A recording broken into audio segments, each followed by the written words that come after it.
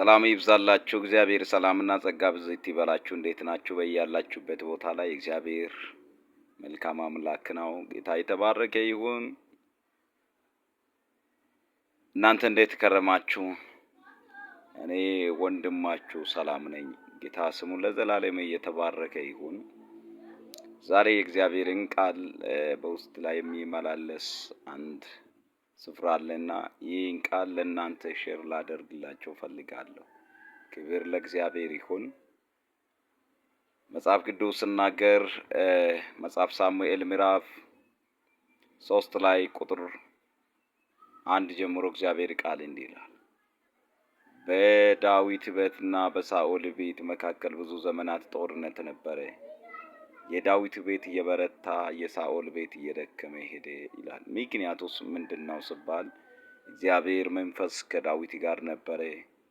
ክፉ መንፈስ ወደ ሳኦል ውስጥ ላይ ስለገባ እግዚአብሔር መንፈስ ዳዊትን ያበረታው ነበረ። ክፉ መንፈስ ሳኦልን ያደከመው ነበረ። ምዕራፍ 5 ላይ ቁጥር 10 ላይ ገብታችሁ ስታነቡ እግዚአብሔር ቃል በዚህ ቦታ ላይ እንዲህ ብሎ ይናገራል። ዳዊት የበረታ ሄደ፣ የሰራዊት ጌታ እግዚአብሔር ከሱ ጋር ነበረ ይላል። በጌታ በኢየሱስ ክርስቶስ የሚያደክማቸው የትኛው የጨለማ ኃይል ከናንተ ዙሪያ የተመታ ይሁን።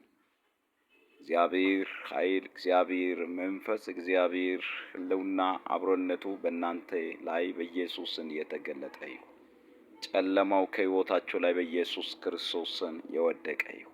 የበረታ የሚመስል ተጽዕኖ በኢየሱስ ክርስቶስ ከናንተ ሕይወት ላይ የወደቀ ይሁን። የእግዚአብሔር ኃይል፣ የእግዚአብሔር መገኘት፣ የእግዚአብሔር አብሮነት፣ የእግዚአብሔር እጅ በእናንተ ላይ በኢየሱስ በኃይል ይውረድ።